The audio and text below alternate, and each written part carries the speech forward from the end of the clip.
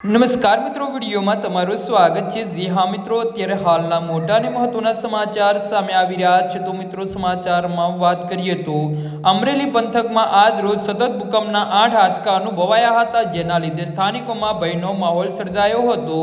મળતી વિગતો મુજબ અમરેલી જિલ્લાના સાવરકુંડલાના મિતિયાળા અને ખંભામાં સતત ભૂકંપના આંચકા અનુભવાયા છે, જ્યારે રાત્રિના સમયે લઈ સવારના 9 વાગ્યા સુધીમાં 8 ભૂકંપીય કંપન નોંધાતા સ્થાનિકોમાં ભયભીત બની ગયા છે।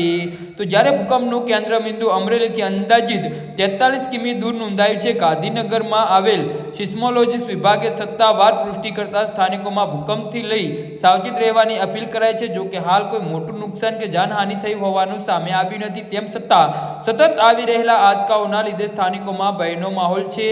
જિલ્લા પ્રશાસન સમગ્ર ગતિવિધિઓ પર પોતાની નજર રાખી છે, તેમજ નાગરિકોને સતર્ક રહેવાની અપીલ કરાઈ છે। સાવરકુંડલાના મિતિયાળા ગામના સરપંચ મનસુખભાઈના જણાવ્યા મુજબ નાના આંચકા ઘણા સમયથી આવે છે, જેનો મોટા ભાગે અનુભવ થતો નથી। જી હા મિત્રો, તો આના વિશે તમારું શું કહેવું છે તો નીચે અમારી કમેન્ટ બોક્સમાં જરૂરથી જણાવજો અને અમારી યુટ્યુબ ચેનલને સબસ્ક્રાઈબ કરવાની ભૂલતા નહીં। ધન્યવાદ।